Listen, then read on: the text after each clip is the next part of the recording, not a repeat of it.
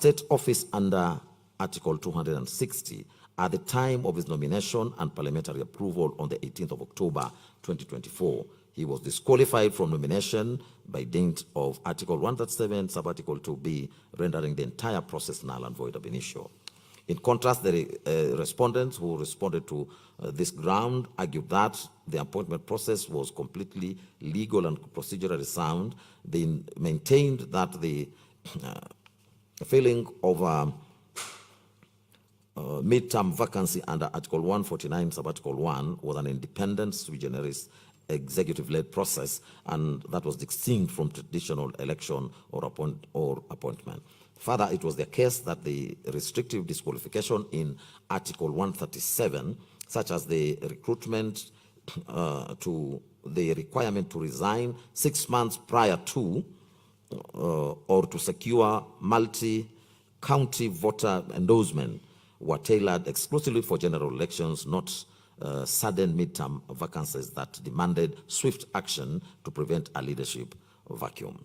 They contended that the initial formation of a presidential joint ticket under Article 148 could not apply to midterm emergency transitions. In addition, His Excellency Kindiki and the IBC specifically disputed the factual basis of the petitions, arguing that His Excellency Kindiki had in fact provided official gazette notices proving he had formally resigned from his cabinet position prior to his appointment as Deputy President. In considering the arguments of both parties, we turn to the relevant constitutional provisions, to which Articles 137, 148, and 149. Article 137, sub-Article 2B, bars any person who is a public officer or is acting in any state or other public office from nomination as a presidential candidate. Article 137, sub-Article B, carves out exemptions for the sitting president, the deputy president, and members of parliament. Cabinet secretaries are not included in that exception. Article 148, sub-Article 1 also locks the qualifications of a deputy president candidate to those of a presidential candidate under Article 137. And Article 148, sub-Article 2 provides that there shall be no separate nomination process for the deputy president at a general election. Article 149, sub-Article 1, however, creates an entirely distinct pathway of filling a mid-term vacancy, as we have already observed, through a direct presidential nomination followed by a National Assembly vote. It makes no cross-reference to the electoral machinery or disqualification timelines that apply under Articles 137 and 148 in the general election context. A strict textual reading of Article 148, sub-Article 1 and Article 137, sub-Article 2B together would, if applied without contextual qualifications, bar an active cabinet secretary from nomination unless a timely resignation had occurred. However, we are satisfied that Article 149, sub-Article 1, creates a sui generis process that cannot be evaluated by mechanical application of the general election framework. Article 149, sub-Article 1, omits the standard electoral requirements, including the signature collection requirement and Article 137, sub-Article 1D, which signals the framers' intention that this provision operates independently of the general election machinery. To apply the strict disqualification timelines of the electoral context to a sudden or unforeseen midterm vacancy would risk creating an executive leadership vacuum of precisely the kind that Article 149, sub-Article 1 was designed to prevent. In any event, we are satisfied that the factual premise of the petitioner's challenge is not established on the evidence. The primary constitutional mischief targeted by Article 137, sub-Article 2B, is the prevention of active public servants from deploying state resources or conflicting institutional mandates to influence an election or appointment. The evidence before this court establishes that despite the unique circumstances of his nomination, His Excellency Kindiki formally resigned from the cabinet and gazetted his exit prior to taking oath of office as deputy president. By severing his ties to the cabinet before assuming the deputy presidential office, the potential conflict of interest under Article 137, Subarticle 2B is designed to address was lawfully cured.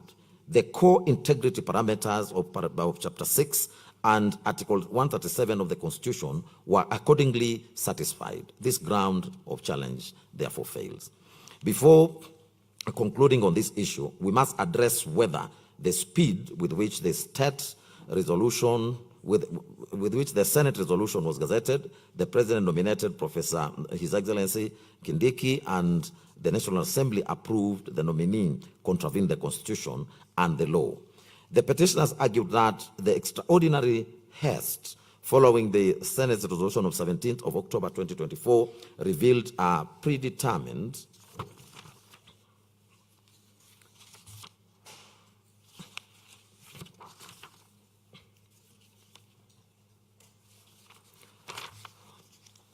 impeachment process. In their view, the immediate gazettement, swift presidential nomination, and expedited parliamentary approval were evidence of a prearranged outcome. They contended that such speed undermined constitutional values of transparency, accountability, public participation, fairness, and constitutionalism. The respondents, including His Excellency Kindiki, took the opposite position. They maintained that the Constitution itself anticipates expedition in matters concerning high constitutional office. Once a vacancy arose in the office of the Deputy President, they argued the President was constitutionally bound to act under Article 149. Prompt compliance with such a duty, they insisted, cannot be itself amount to constitutional impropriety. Turning to the Constitution, Article 149(1), we have already reproduced that section, that article. I don't need to go through it again. Proceed. This provision leaves no doubt that the framers of our Constitution deliberately contemplated speed in filling in a vacancy of the Deputy President's office. The rationale is evident, and it is to safeguard continuity and the stability in the national executive by requiring prompt action. Judicial President reinforces this principle. In Ali Hassan Joho and another versus Suleiman Said Shabal and others, this is a Supreme Court petition number 10 of 2013, the court held that constitutional timelines are substantive requirements, not procedural conveniences, and cannot be extended by legislation or judicial discretion.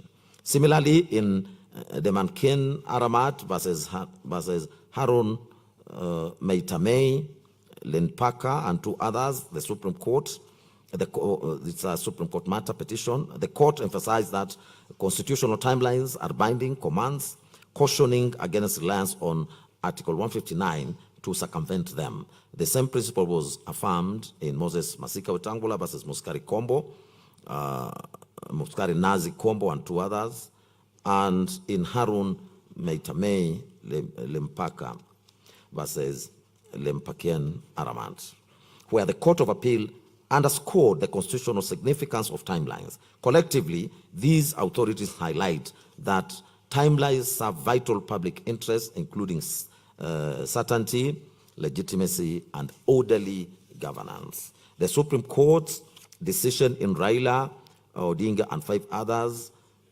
versus Independent Electoral and Boundaries Commission and 3 others, this is presidential petition number 5 of 2013, is also instructive.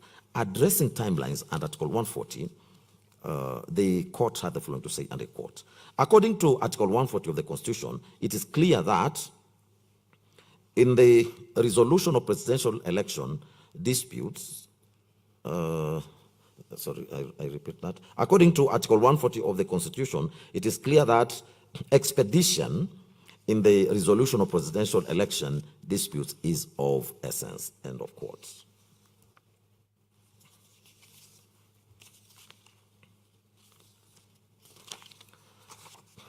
The court warned that prolonged uncertainty regarding the presidency undermines public interest.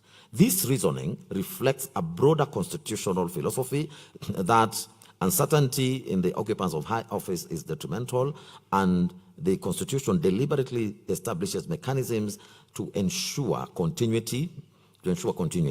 Applying these principles, we are not persuaded that the prompt gazettement of the Senate's resolution was unconstitutional. Once the Senate concluded its process, the Deputy President ceased to hold office, and nothing in the Constitution required a waiting period before gazettement. Likewise, the President cannot be faulted for acting swiftly under Article 149. He was constitutionally obligated to nominate a replacement within 14 days. Compliance with this duty cannot be construed as wrongdoing. To hold otherwise would penalize constitutional actors for fulfilling their obligations. The same reasoning applies to the National Assembly. Article 149 allows up to 60 days to vote on a nomination, but it does not require Parliament to exhaust that period. Acting sooner than the deadline is not evidence of illegality. Speed alone does not establish predetermination. The law requires objective proof that a decision maker had closed their minds before exercising power. Mere expedition does not meet that threshold. We therefore find that the gazettement of the Senate resolution, the President nomination of His Excellency Kindiki, and the nomination National Assembly's approval did not contravene the Constitution simply because they were undertaken expeditiously. I will now turn to the constitutional processes. Under this heading, this court is called upon to interpret Articles 144 and 145 of the Constitution to determine whether the Senate was obligated to establish a special committee to investigate the charges against the Deputy President, or whether the formation of such a committee was discretionary. The court is equally invited to examine the procedures applied in the impeachment process, with particular focus on Article 150, sub-Article 2, and the extent to which, if at all, the Senate ran afoul the Constitution in that respect. Starting with the first issue, the dispute before us brings into sharp focus the jurisprudential tension embedded in Article 145 of the Constitution, and more particularly, Article 145, sub-Article 3b of the Constitution. Article 145, sub-Article 2 and sub-Article 3 detail the provision of removal in the following terms. I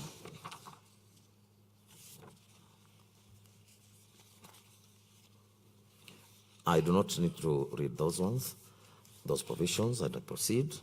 The true import of Clause 3b